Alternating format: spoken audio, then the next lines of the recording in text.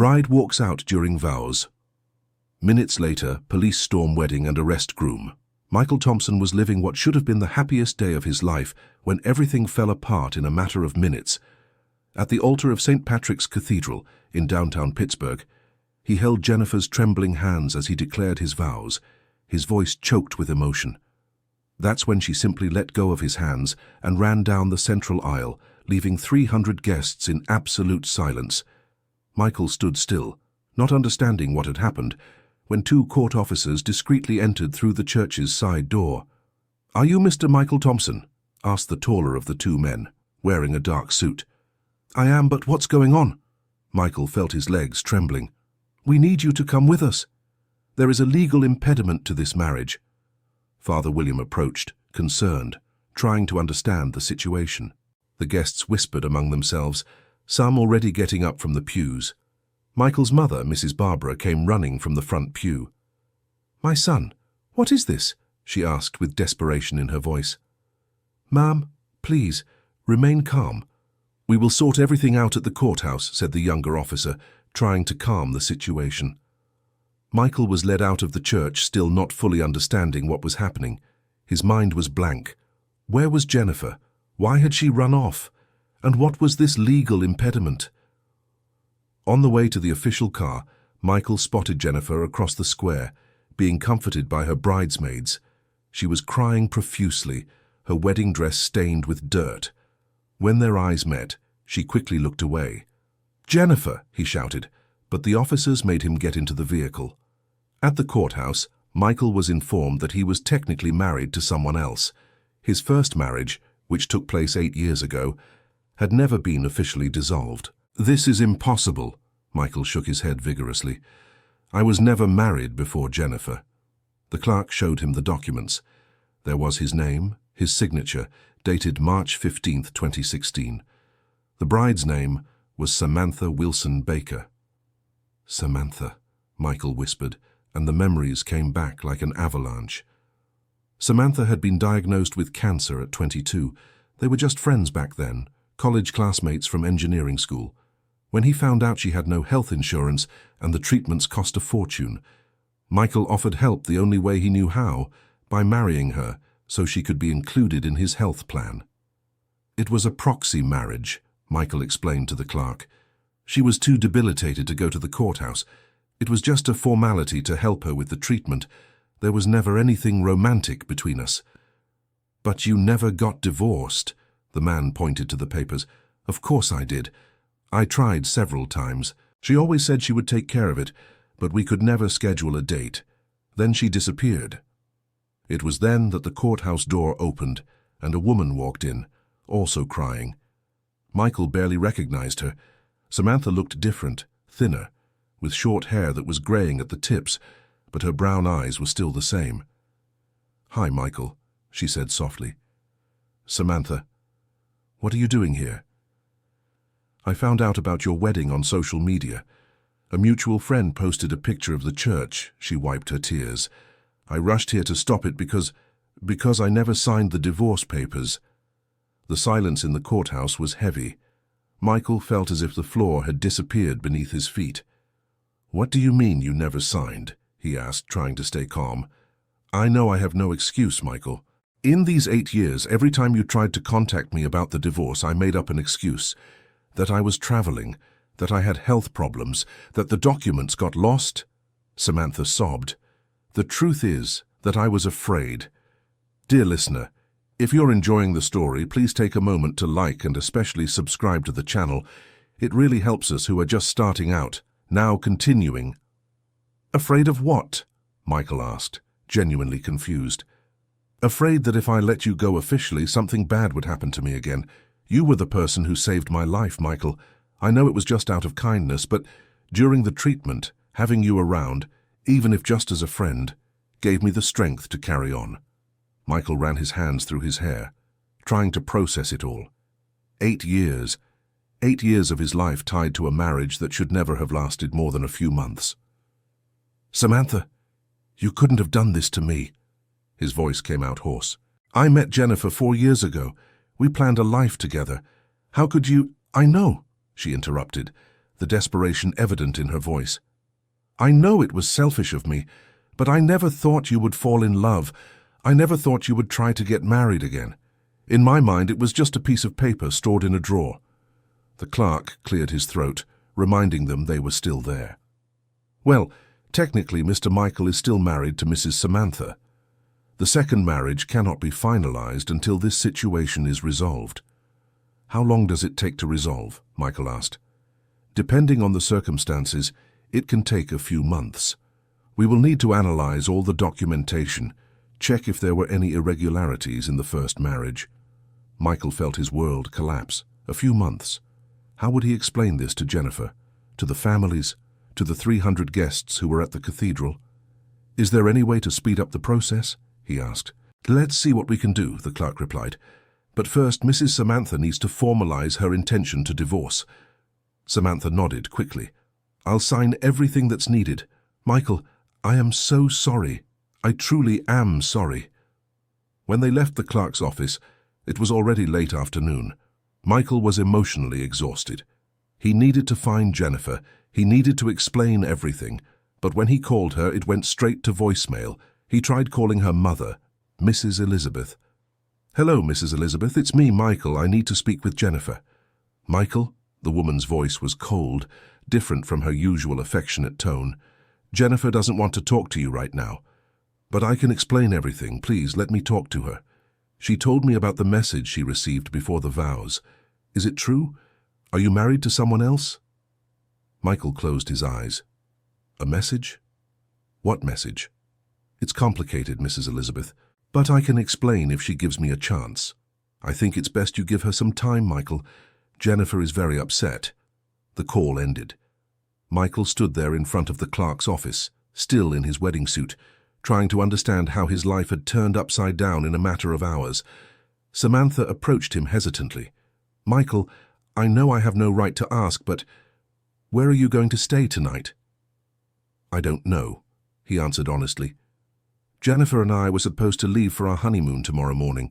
We had rented an apartment together. Now, you can stay at my apartment if you want. I'll sleep on the couch. It's the least I can do after having caused all this." Michael looked at her. Samantha seemed sincerely remorseful, but he was still processing the anger and frustration. "I don't know if that's a good idea. Please, let me at least try to help you now, and tomorrow morning I'll go with you to the clerk's office to speed up the whole process." Michael didn't have many options. His mother would certainly take him in, but she lived on the other side of the city, and he needed to be near the clerk's office to resolve the situation as quickly as possible. "All right," he accepted, "but only until this is resolved." Samantha's apartment was small but cozy in an old building downtown. Michael sat on the sofa while she prepared some coffee. "You've changed a lot," he commented, watching her in the kitchen.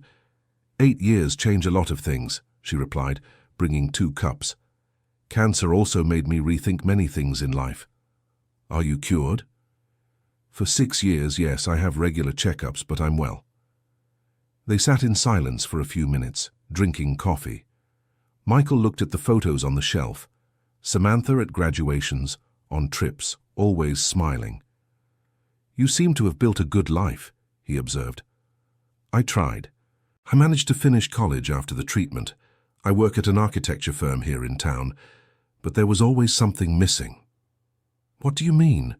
Samantha hesitated before answering. "Michael, during the treatment, you visited me in the hospital every day. You brought books, talked with me for hours. When I was in pain or scared, you held my hand. I know for you it was just friendship, charity even. But for me—" "Samantha, no. Let me finish," she asked. "For me, you became much more than a friend. I fell in love with you during those months, and when I got better, I was afraid to confess and ruin our friendship. So I chose to keep my distance, but I also couldn't let you go officially." Michael set his cup down on the table, feeling an even heavier weight in his chest. "Samantha, I never knew. You never showed, because I knew you didn't feel the same. I saw how you talked about other girls, how you were eager to move on with your life when I got better. So I kept it to myself. But that doesn't justify keeping me tied down for these 8 years, Michael said, trying not to sound too harsh. I know. And I regret it every day. When I saw the photos of your wedding, I saw how you looked at her. You never looked at me like that, and I understood I had been too selfish. Michael's phone rang. It was his mother. Hi, Mom. Son, where are you? I'm worried. What happened today? Michael gave a summarized version of events. Mrs. Barbara listened to everything in silence. My God, Michael, and Jennifer. She doesn't want to talk to me. It seems she received some message before the ceremony. A message from whom? I don't know. I'll try to find out tomorrow. After the call, Samantha prepared a simple dinner. They ate in silence, each lost in their own thoughts. Michael was worried about Jennifer, wondering how she was feeling. Samantha seemed to carry the weight of guilt in every gesture. Michael, she said when they finished eating, I want you to know that I will do everything in my power to resolve this quickly. I will hire a lawyer. I will pay all the costs, whatever it takes. Samantha, why did you decide to show up today? Why not yesterday or last week? She sighed deeply. Because until yesterday I still had hope that maybe if you knew about my feelings, maybe things would be different. And today? Today I saw the despair on your face when the officers took you away. I saw how you screamed her name in the square, and I understood that what I felt for you was hurting you instead of making you happy. It wasn't love, it was selfishness. Dear listener, if you are enjoying the story, please take a moment to like and especially subscribe to the channel. It really helps us who are just starting out. Now continuing. The next morning, Michael woke up early on Samantha's sofa. She was already awake, preparing breakfast. Good morning, she said softly. Did you sleep well? Not really, Michael answered honestly. I kept thinking about how I'm going to explain all this to Jennifer. Do you want to try calling her? Michael picked up his phone and dialed the number. To his surprise, Jennifer answered. Jennifer, he said quickly before she hung up. Michael, her voice was hoarse from crying. I need to know the truth. Where are you? Can I meet you? I'm at my mother's house. But I'd rather we talk on the phone first. Michael stepped out onto the apartment balcony for more privacy. Jennifer, I can explain everything. But first, tell me about the message you received yesterday. It was from an unknown number, she said. It came right when I was ready to enter the church. It said you were married to someone else and that I was being deceived. Do you have any idea who could have sent it? I don't know. The number was hidden. Michael felt a growing anger. Who would have done this? And how did they know about the situation? Jennifer, I never meant to deceive you. 8 years ago, I helped a college friend who had cancer. I married her just to include her on my health insurance. It was a marriage on paper. There was never anything romantic between us. But you stayed married to her all these years we've been together? Jennifer's voice was full of hurt. No, I mean, on paper, yes. But I tried to get the divorce several times. She always found an excuse not to sign the papers. I thought it had been settled years ago. Michael, you should have told me about this when we started dating. You're right, he admitted. I should have. But in my mind, that was in the past. A favor I did for a sick friend. I never imagined it would cause problems. And now, what's going to happen to us? Samantha will sign the divorce papers today. She was here yesterday, regretting everything. She'll do whatever it takes to resolve it quickly. She was there at the courthouse? Yes, she was the one who showed up to stop the wedding. But not to hurt me, Jennifer. She was crying, apologizing. She said she was afraid to let me go officially. Jennifer was silent for a while. I need to think, Michael. This is all very confusing for me. Yesterday was supposed to be the happiest day of my life, and suddenly, I understand. But please don't give up on us. I'll fix this, I promise. Call me later, okay? When you have news from the courthouse. After the call, Michael went back inside. Samantha was waiting in the living room. Was it her? She asked. It was. Samantha, someone sent an anonymous message to Jennifer yesterday, telling her about our marriage. Do you have any idea who could have done that? Samantha thought for a moment. I didn't tell anyone I was going to try to stop the wedding. I didn't even know if I would make it in time. So someone else knew about the situation and wanted to cause trouble. They went to the courthouse together early in the morning.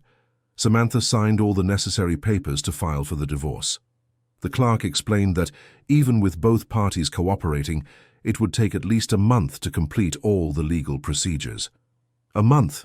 Michael asked, discouraged. "That's the minimum time, Mr. Michael. We need to publish it in the official gazette, wait for the period for objections." "But there's nothing to object to," Samantha intervened. "We both want the divorce. Even so, the law requires these procedures." Leaving the courthouse, Michael received a call from a number he didn't know. "Hello? Michael? It's Brandon, Patricia's husband." "Do you remember Patricia, your college classmate?" Michael vaguely remembered. Patricia was a girl who studied with them, always a bit of a gossip. "Yes, I remember. What is it, Brandon?" "Man, Patricia told me something strange. Yesterday she saw on Facebook that you were getting married, and she mentioned to me that you were already married to Samantha.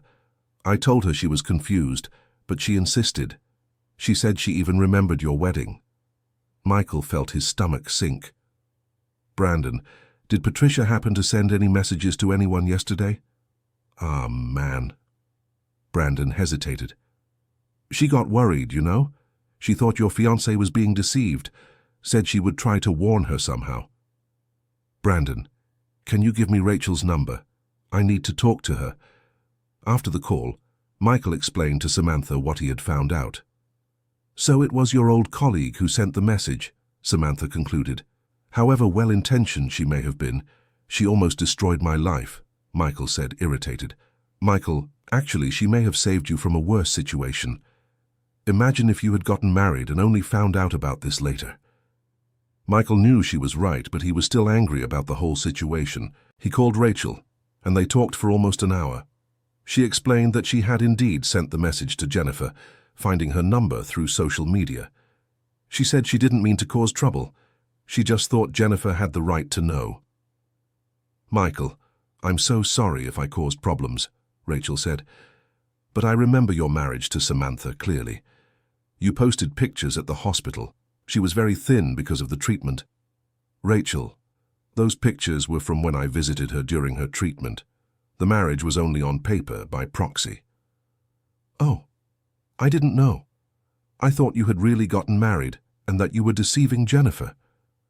Michael ended the call even more frustrated. Rachel's good intentions had created a terrible situation. That afternoon, he decided to go to Jennifer's house. He needed to talk to her in person.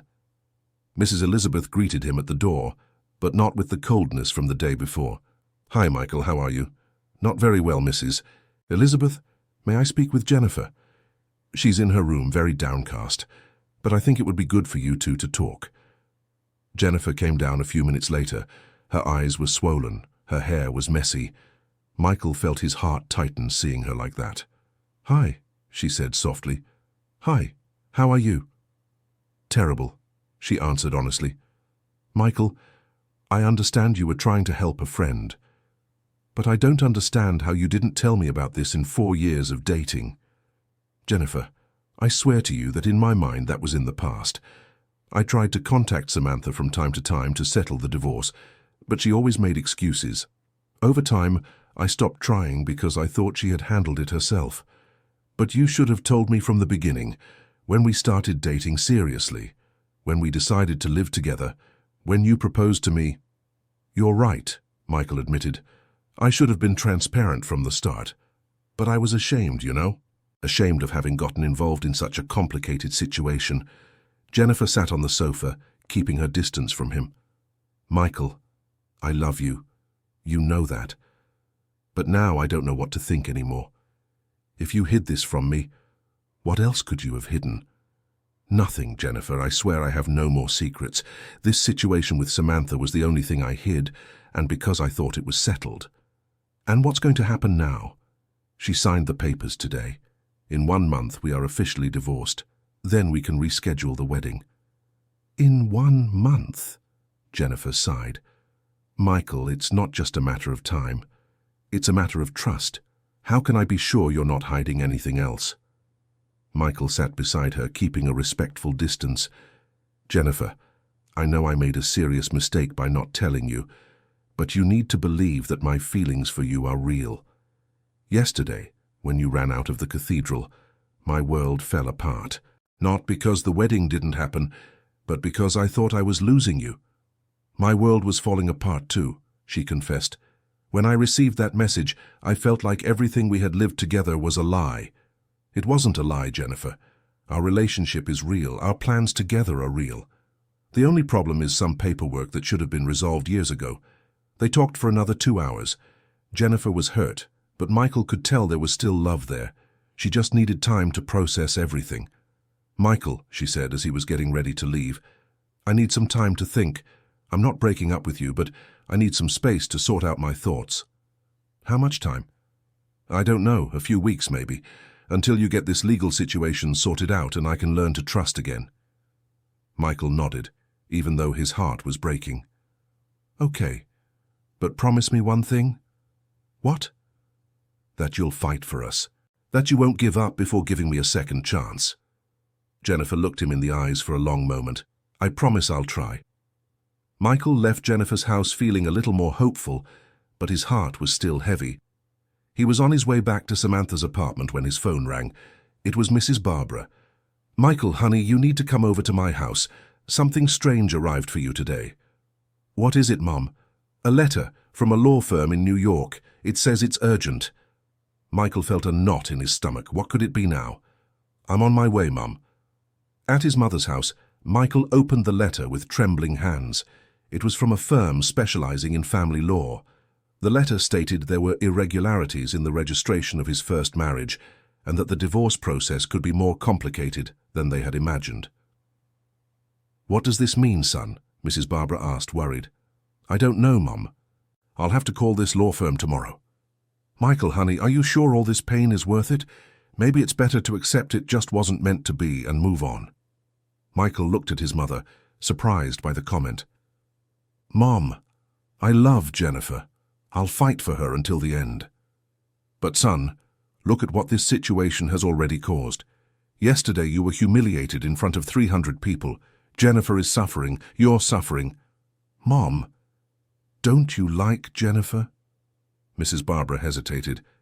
"It's not that I don't like her, Michael, but I always thought she was too young, too different from you. You have very different life goals." "What do you mean, different?" "Honey, she wants to travel the world, work abroad, have an international career. You're more of a homebody. You want to start a family here in the United States. Don't you think these differences will cause problems in the future?" Michael had never thought about it that way. Jennifer really was always talking about her dreams of working overseas and experiencing different cultures. He had always supported her, but he never asked if she expected him to go along. "Mum, you might be right about the differences, but those are things we can work out together. The problem right now is trust. And what if you can't resolve the legal situation? What if it takes months or even years?" Michael didn't have an answer for that. Back at Samantha's apartment, he told her about the letter from the law firm. "What kind of irregularities could there be?" she asked, worried. "I don't know. I'll call the firm first thing tomorrow morning." "Michael, I have something to tell you," Samantha said, looking nervous. "What is it?" "Today, after we left the courthouse, I called Dr. Richard, the oncologist who treated me during my cancer treatment. I wanted to tell him I was finally getting a divorce." "And?" "He told me something I didn't know. Back when we got married, he had prepared some special documents for situations like ours. It seems there was a loophole in the legislation that allowed for temporary marriages for medical assistance purposes." "Temporary? What do you mean?" "With a set validity period, like 2 years. After that, the marriage would be automatically annulled if it wasn't renewed." Michael felt a spark of hope. "Are you saying our marriage might have already been automatically annulled?" "It's possible. Dr. Richard said several marriages from that time were done following those procedures. It could be that the law firm discovered this. Dear listener, if you're enjoying the story, please take a moment to like the video, and especially to subscribe to the channel. It really helps us who are just starting out. Now continuing. The next day, Michael called the law firm first thing in the morning. The lawyer attorney Catherine explained that she had been hired by a third party to investigate the situation. Hired by whom? Michael asked. I cannot reveal the client's name, but I can say it is someone interested in resolving your situation quickly. And what have you found? Mr. Michael, there is strong evidence that your marriage to Mrs. Samantha was registered incorrectly. At the time, there was a special type of marriage for medical emergency cases, valid for 2 years. We believe that was the type used, but the clerk's office failed to make the correct annotation on the documents. Does that mean that... It means your marriage may have been annulled for 6 years now. We are gathering all the documentation to prove it. Michael could hardly believe what he was hearing. How long will it take? If we get all the necessary certificates, a week at most. After the call, Michael immediately called Jennifer. Jennifer, I have incredible news. What is it? She asked, her voice still sounding down. Michael told her about the conversation with the lawyer. Does that mean you were never really married to her? Not for the last 6 years, at least. And if it's confirmed it was registered incorrectly from the start, it means we were technically never truly married. Michael, that's wonderful. For the first time in 2 days, he heard excitement in her voice. Jennifer, can you meet me this afternoon? I want to show you all the documentation when it arrives. Of course, I'll be waiting for you. Michael spent the day anxiously waiting for news from the lawyer. Samantha was equally anxious, but for different reasons. If they confirm we were never really married, it will be as if I was never important in your life, she said melancholically. Samantha, you were very important. You were a friend who was going through a tough time, and that I helped. That doesn't change, but you'll be able to pretend we never existed. I won't pretend anything. These 8 years were a part of my life. The problem is that they shouldn't have interfered with my life with Jennifer. Late in the afternoon, attorney Catherine called with the confirmation. The marriage had been registered under the temporary category and had been automatically annulled 6 years ago. The clerk's office where the registration was made had made a mistake by not putting the correct annotation on the certificate. Mr. Michael, you are free to marry whenever you wish. I will send all the documentation to your email yet today. Michael shouted for joy. Samantha smiled, despite the sadness in her eyes. Congratulations, Michael. Now you can be truly happy. Samantha, thank you for cooperating with everything, and I'm sorry for anything I said when I was upset. You don't owe me any apologies. I'm the one who acted wrongly all these years. Michael gathered his things and got ready to leave. Where are you going? Samantha asked. I'm going to tell Jennifer, and then I think I'll go to my mother's house while we get things sorted out. Michael, Samantha called out when he was at the door. I hope you two are very happy together. Thank you, Samantha, and I hope you also find someone who truly loves you. At Jennifer's house, Mrs. Elizabeth greeted him with a smile. Hi, Michael. Jennifer is in her room getting ready. She told me about the news. What a relief, huh? Yes, Mrs. Elizabeth. It was a nightmare, but it's over. Jennifer came down a few minutes later. Her hair was down, and she was wearing a simple dress, but to Michael she was still the most beautiful woman in the world. Hi, she said, smiling timidly. Hi, I brought all the documents. He showed her an envelope. It's right here, proof that I've been free for 6 years. What a crazy story this all is. Jennifer shook her head. And who hired the attorney? She didn't want to say. She just said it was someone interested in resolving my situation. It must have been your mother, Jennifer suggested. I don't know. My mother was even suggesting I give up on you. Really? Jennifer seemed surprised. She said our differences would cause problems in the future. What differences? Your dreams of working abroad, traveling the world. She thinks we're too different. Jennifer was quiet for a moment. Michael, I need to tell you something. Over the last 2 days, while I was sad and confused, I kept thinking about us, about our plans, about what I really want from life. And what did you conclude? That my dreams of an international career mean nothing if I don't have you by my side. I always talked about working abroad because I thought it would be a cool adventure, but I never stopped to ask if you would be willing to go with me. Jennifer, if you want to go abroad, we'll go together. I'm an engineer, I can work anywhere. You would really do that for me? I would do anything for you. Jennifer moved closer to him and hugged him. Michael, I love you, and I'm so sorry for having doubted you. Don't be. You had every right to be confused and hurt. I should have told you about Samantha from the beginning. And now? What are we going to do? Now we're going to reschedule the wedding. Michael smiled. If you still want to marry me, of course. Of course I do, she laughed. But maybe a smaller ceremony this time. After all this confusion, I think I'd prefer something more intimate. Whatever you want, my love. The important thing is that we'll be together. They spent the rest of the evening making plans, talking about the future, about the places they wanted to see together. Michael felt as if he had been given a second chance at life. The next day, Michael went to Samantha's apartment to pick up the last few things he had left there. She wasn't in, but she had left a note. Michael, thank you for saving my life 8 years ago. Thank you for being patient with me all these years, even when I was being selfish. I hope you are very happy with Jennifer. She is a lucky woman. I'm going to New York next week. I got a promotion at work. Maybe it will be good for me to start a new life away from here. A hug, Samantha. Michael looked at the note for a while. He felt sorry for Samantha, but he also felt it was for the best. She needed to move on and find her own path. A few weeks later, Michael found out who had hired the attorney. It was Mrs. Elizabeth, Jennifer's mother. She confessed during a family dinner. I knew you two truly loved each other, she explained.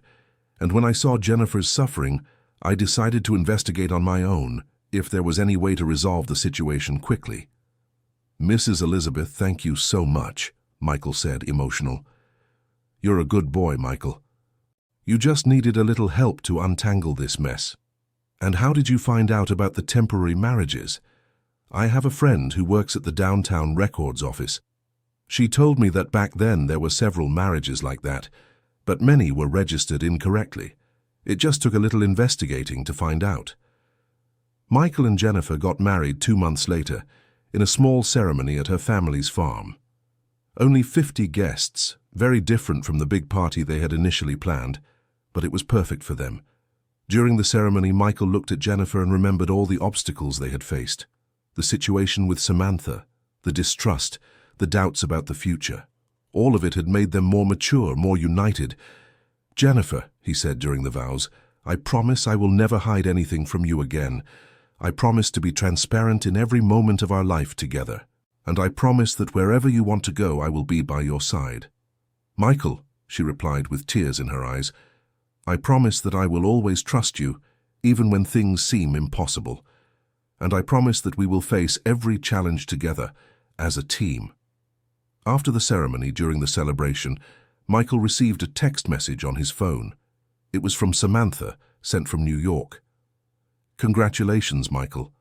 I saw the photos on Rachel's Instagram. You look beautiful together. I'm doing well here, starting a new life. I met someone nice at work. It seems we all deserve a second chance in life. Much love and happiness to you both. Michael showed the message to Jennifer. I'm glad she's doing well, Jennifer commented. Deep down, she is a good person who was lost. It's true. We all made wrong choices at some point. The important thing is to learn from our mistakes and move forward. 6 months after the wedding, Michael received a job offer from a company in Massachusetts. It was exactly the kind of international opportunity Jennifer had always dreamed of. What do you think? He asked her. I think it's the perfect time for our European adventure, she replied excitedly. Are you sure? We'll be leaving our family, our friends. Michael, do you remember what you promised in our vows? That you would be by my side wherever I wanted to go? I remember. Well, it goes both ways. Wherever you go, I go with you. And this opportunity seems perfect for both of us. They moved to Boston a year after the wedding. Michael worked at a technology company, and Jennifer got a job at an international marketing agency. It was exactly the kind of life she had dreamed of, but now with the love of her life by her side. During a walk through the historic streets of Boston, on their second wedding anniversary, Jennifer stopped in front of an old church. You know what amazes me most about our story, she said. What? How a situation that seemed like the end of everything turned into our new beginning. If all that confusion hadn't happened, maybe we would never have talked about our real dreams never have learned to trust each other completely. You're right. That awful day at the church ended up being the best day of our lives in a strange way. And you know what else? Jennifer smiled mischievously. What? Now that we're living abroad, far from all that confusion, I think it's the perfect time to start thinking about starting a family. Michael stopped walking and looked at her, surprised. Are you serious? I am. What do you think about the idea of us being parents here in Massachusetts? He picked her up and spun her around right there in the street. I think it would be amazing, our own little American-Portuguese family. A few months later, they received the news that Jennifer was pregnant. It was during a video call with their families back in the United States that they shared the news. A little Portuguese grandson, Mrs. Elizabeth shouted with joy. Actually, it will be an American-Portuguese grandson, Michael corrected, laughing. Mrs. Barbara, who had initially been hesitant about the marriage, was now Jennifer's biggest fan. Jennifer, my dear, are you taking good care of my son over there? I am, Mrs. Barbara, and he is taking very good care of me too. Will you come back to the United States for the baby to be born? Michael and Jennifer looked at each other. Actually, Mom, we've decided the baby will be born right here. We want him to be a Portuguese citizen, to have more opportunities in the future. But what about visits? Mrs. Elizabeth asked. You are most welcome to come spend a few weeks here, Jennifer replied. Boston is beautiful. You'll love seeing it. 9 months later, Ethan was born, a beautiful boy with brown eyes like his father and curly hair like his mother. Michael cried when he held his son for the first time. He's perfect, he whispered to Jennifer. Yes, our little family is complete. For now, Michael joked. Easy there. Let this one grow up first. Jennifer laughed. During the first night in the hospital, while Jennifer slept and Michael held Ethan, he thought about the entire journey that had brought them there. If someone had told him, on that terrible day at the cathedral, that 2 years later he would be in Boston holding his first child, he would never have believed it. Life had a funny way of fixing things. Sometimes you had to go through moments of complete destruction to rebuild something even stronger and more beautiful. Ethan slept peacefully in his arms, unaware of the entire history of love, confusion, forgiveness, and new beginnings that had led to his existence. For him, his parents had always simply been Mommy and Daddy, two people who loved each other unconditionally, and perhaps that was exactly how it should be. The complicated stories of the past were important for those who lived them, but each new generation started with a blank slate, ready to write its own adventures. Michael kissed his son's forehead and whispered, Welcome to the world, Ethan. Your parents love you more than you can possibly imagine, and we promise we will do everything so you grow up in a family full of love and honesty. Across the room, Jennifer opened her eyes and smiled at the scene. What promises are you making to our son? She asked softly. I promise he will grow up in a family where the truth always comes first, Michael replied. And where love overcomes any obstacle, Jennifer added. Where love overcomes any obstacle, he confirmed. And so on a warm summer night in Boston, with Ethan sleeping peacefully between his parents, the Thompson-Williams family closed another chapter of their story and prepared to write many more, always based on love, trust, and the certainty that, together, they could face any challenge life put in their path. Years passed. Ethan grew up speaking English with a Boston accent, but learning about his American roots through the stories his parents told and the frequent video calls with his grandparents. When he turned 5, he gained a little sister, Emma, who was born with the same strong personality as her mother. Michael prospered at the Portuguese company and eventually opened his own engineering consultancy. Jennifer became the creative director at the agency where she worked, fulfilling her professional dreams without ever sacrificing family life. One Sunday afternoon, while walking along the beach at Cape Cod with the children, Jennifer asked Michael, "Have you ever regretted anything in our story?" Michael thought for a moment. "Only not telling you about Samantha from the beginning. Other than that, no. Even that terrible day at the cathedral was important to make us stronger." "I don't regret anything either," Jennifer said. "Not even running out of the cathedral. It was the only way we discovered we were capable of overcoming anything together. Mommy, Daddy, Are you talking about the story of when you almost didn't get married? Ethan asked, ever curious. We are, kiddo, Michael replied. Tell it again, Emma asked, even though she was too young to fully understand. Not today, Jennifer laughed. Today we're just going to enjoy our beautiful family here on this wonderful beach. But you promise to tell it when I'm older? Ethan insisted. We promise, Michael assured. When you're old enough to understand, we'll tell you the whole story. So you'll know that true love sometimes needs to go through difficult moments before it becomes forever. And that honesty is always the best policy, Jennifer added. Even when it's hard, Ethan asked. Especially when it's hard, the two answered in unison, laughing at the synchronicity. And so, as the sun set over the Atlantic Ocean, the Thompson-Williams family continued their walk along the beach, knowing they had gained something very precious, a love built on solid foundations of truth, forgiveness, and companionship, an example they would pass on to their children, and that perhaps they would carry to their own families in the future. The story that had begun with an interrupted wedding and a groom being taken away by court officers had transformed into a beautiful narrative of how two people can overcome any obstacle when they are truly committed to each other. And perhaps that is the most beautiful definition of true love, not the one that never faces problems, but the one that finds the strength to overcome all of them, always together. End of story.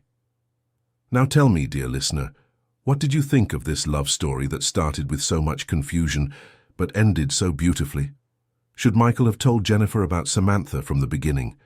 And Jennifer, was she right to forgive him? Leave your honest opinion in the comments, and don't forget to like if the story moved you. Subscribe to the channel so you don't miss other stories that will touch your heart.